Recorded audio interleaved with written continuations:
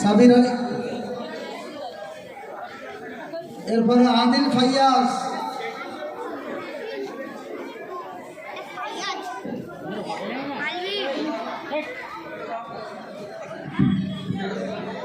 আসসালামু আলাইকুম ওয়া রাহমাতুল্লাহি ওয়া বারাকাতুহু। আলহামদুলিল্লাহি রাব্বিল আলামিন ওয়া সলাতু ওয়া সালামু আলা রাসূলিল্লাহ। মুহতারাম জনাব আচার্য কিরাম, আমার বাবেরা ও মায়েরা, দূর দূর থেকে আগত আমার প্রাণের মুসলমানগণ, এই পাঠ চলছে এসে এবং কোরআনের তেলাওয়াত শুনে আমার খুব ভালো লাগছে। কোরআন শরীফ কি? এটা বিশ্ব মানবতার মুক্তি সনদ ও মহান আল্লাহর পক্ষে হতে মানব জাতির পথ নির্দেশের জন্য প্রেরিত সর্বশেষ ও সর্বশ্রেষ্ঠ কিতাব। এটা মুসলমানদের পবিত্র কিতাব, ইসলামী জীবন ব্যবস্থার মূল কিতাব। আল্লাহর হুকুমে হযরত জিবরাইল সালামের মাধ্যমে হযরত মুহাম্মদ সাল্লাল্লাহু আলাইহি সাল্লামের নিকট প্রেরিত নির্দেশাবলীর সংকলনই হচ্ছে কোরআন শরীফ। আমার প্রাণের মুসলমানগণ, কোরআন শরীফ নিছক একটি ধর্মগ্রন্থ নয়, বরং এটা মুসলমানদের ধর্মীয়, সামাজিক, রাজনৈতিক ও অর্থনৈতিক জীবন ব্যবস্থা সম্বলিত একটি ঐশী গ্রন্থ। কোরআন মাজিদ মূলত আল্লাহর কালাম।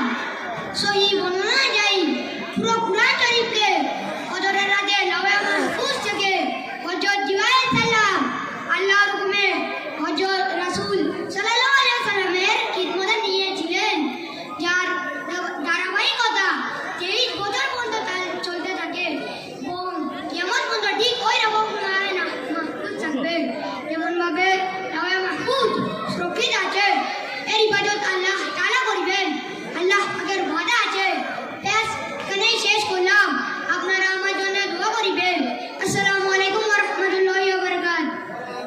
এখন আপনাদের সম্মুখে চূড়ান্ত বক্তা এই আসতেছি আদিল ফাইয়াজ আপনাদের সম্মুখে বক্তব্য দেবেন। তারপরে হাবিবুল নিসা তাইসির গাজী উপরে চলে এসো।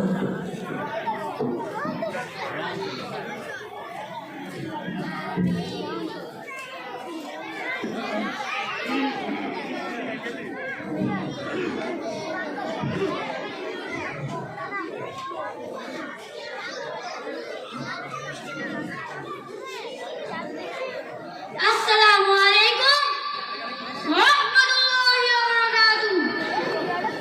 আলহামদুলিল্লাহি রাব্বিল আলামিন ওয়াস সালাতু ওয়াস সালামু আলা রাসূলিল কারীম।